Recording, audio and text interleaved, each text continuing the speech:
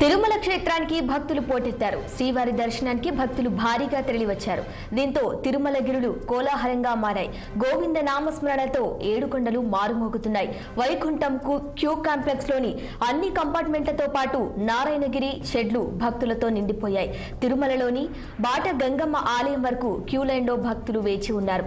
టోకెన్లు లేకుండా క్యూ లైన్లోకి వచ్చిన భక్తుల దర్శనానికి భారీ సమయం పడుతోంది. శ్రీవారి సర్వ దర్శనానికి 24 గంటల సమయం పడుతుంది. టోకెన్లతో శ్రీవారి సర్వ దర్శనానికి వచ్చిన భక్తులు 14 కంపార్ట్మెంట్లలో వేచి ఉండగా దర్శనానికి 5 గంటల సమయం పడుతోంది. అటు 300 రూపాయల ప్రత్యేక ప్రవేశ దర్శన టికెట్లతో క్యూ లైన్లోకి వచ్చిన భక్తులకు స్వామివారి దర్శనానికి 4 గంటల సమయం పడుతోంది.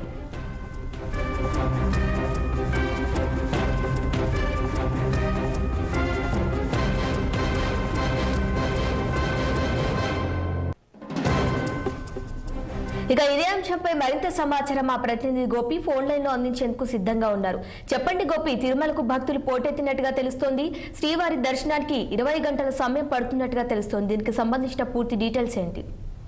శిరీష, ఏదైతే గత 2 రోజులు వర్ష సెలవుల నేపథ్యంలో తిరుమలకు భక్తులు భారీగా క్యూకట్టారు. మరోపక్క ఇప్పటికే తిరుమలలో ఉన్నటువంటి వైకుంఠం క్యూ కాంప్లెక్స్ లోని 1-2 కంపార్ట్మెంట్ పూర్తిగా నిండి దాదాపుగా 4 కిలోమీటర్ల క్యూ లైన్ లో భక్తులు స్వామివారి దర్శనానికి వేచి ఉన్నారు. ఇదేవిధంగా స్వామివారి దర్శనానికి వేచున్న భక్తులు కూడా 25 గంటల నుంచి 30 గంటల సమయం పడతా ఉంది. అదేవిధంగా తిరుపతిలోని అది కాలి రోడ్ల మార్గంలో కూడా కాలినడక మార్గంలో భక్తులు భారీగా తిరుమల చేరుకున్న నేపథ్యంలో వారికి దర్శనం చేయించేందుకు కూడా ఎప్పటికప్పుడు అధికారులు కూడా స్వామివారి దర్శనంతో పాటు స్వామివారి దర్శనం లడ్డు ప్రసాదాన్ని కూడా అందించేది కూడా టీటీడీ అధికారులు కూడా నిమగ్నారు. మరోపక్క స్వామివారి దర్శనానికి క్యూ లైన్ లో వేచిన భక్తులు కూడా నిరంతరాయంగా అన్నప్రసాద వితరణ అయితే చేస్తారు. మరోపక్క ఇప్పటికే తిరుమలలో ఉన్నటువంటి వైకుంఠం క్యూ కాంప్లెక్స్ నారాయణ ఉద్యాన పార్క్ లో ఉన్నటువంటి 32 కంపార్ట్మెంట్లు, అదేవిధంగా నారాయణగిరి ఉద్యాన పార్క్ లో ఉన్నటువంటి 9 కంపార్ట్మెంట్లు పూర్తిగా నిండిపోయే భక్తులతో తిరుమలలో ఎటు చూసినా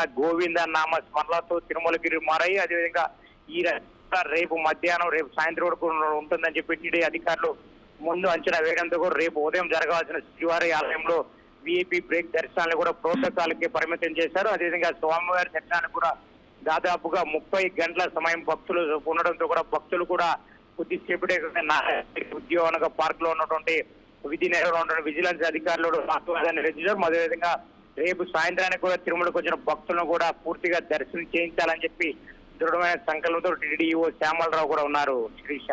okay, right Gopi, thank you.